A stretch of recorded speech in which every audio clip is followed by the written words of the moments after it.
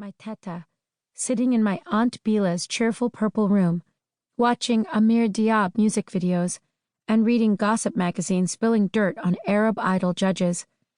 I wish I could show the passengers behind me what a Syrian Muslim in America looks like. Ask them if she is something to fear. Of course I can't, and even if I could, I'd chicken out. Dad said it forever. Harsh words equal short-term satisfaction. They always backfire. Best to take the high road. My dad's phone rings, and he pulls it out of his pocket.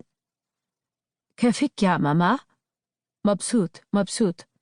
الحمدلله. إنها أقل طيارة؟ إنشالله إنشالله, he says quietly. يا حبيبتي يلا مع السلامة. He's going through the motions with Teta, a routine 10-second phone call. How are you? I'm good. We made it on the plane safely, thank God. I'll let you know when we've landed, God willing. Love you. Okay, gotta go. But the man next to him is now glaring at my father. My dad keeps his head down, his gaze neutral. Things have become so charged, so ugly. He shouldn't have taken the call. The man stands up abruptly. Excuse me. He steps over Dad. I lean forward in my cramped seat, watching him walk up the aisle to the galley. He talks to the flight attendant, who looks our way. He seems agitated, his arms gesticulating. Her face hardens. Dad, I say. Before I can say more, the flight attendant is standing in front of my father. Sir, is there a problem? My father looks up at her, blinking several times. No, ma'am. No problem. We've had complaints about you, she says. Complaints?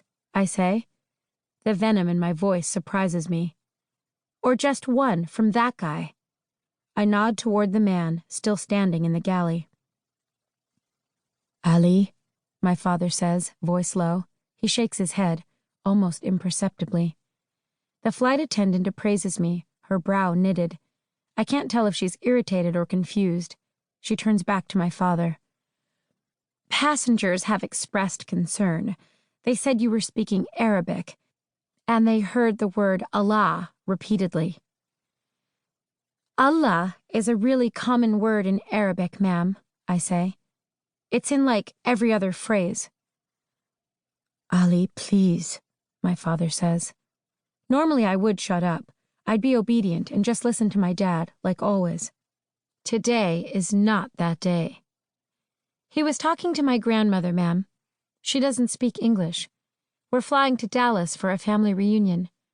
We live here in Atlanta, actually just north of Atlanta, in Providence. You know Providence, right?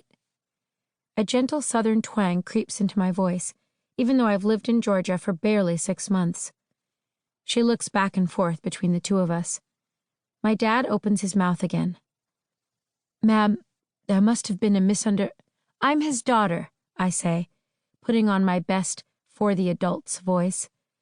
Dad doesn't get these people like I do. Thank God I dressed nicely and wore makeup for the flight. I'm a student at Providence High School outside Atlanta, so we've just celebrated Christmas, and now we're spending New Year's Eve with the rest of our family, for a reunion. I repeat, my tone upbeat and friendly. I pull out my phone, Googling my father's name. See? Here's my dad on the Emory website. He's an American history professor there. He has a PhD from the University of North Texas. I click around on my phone, pulling up another entry. Oh, so this is an article about my dad in the LA Times a few years ago. He wrote a book when he was an assistant professor at UCLA, and it got great reviews. Here's another one, when he was an associate professor at Northwestern. I put my hand gently on my mother's arm. She tucks her blonde hair behind an ear, looking concerned. This is my mom, Elizabeth. She's a psychologist affiliated with Grady Memorial. We're American. We're all American. This is so not me, speaking up, but I have to. It's my dad.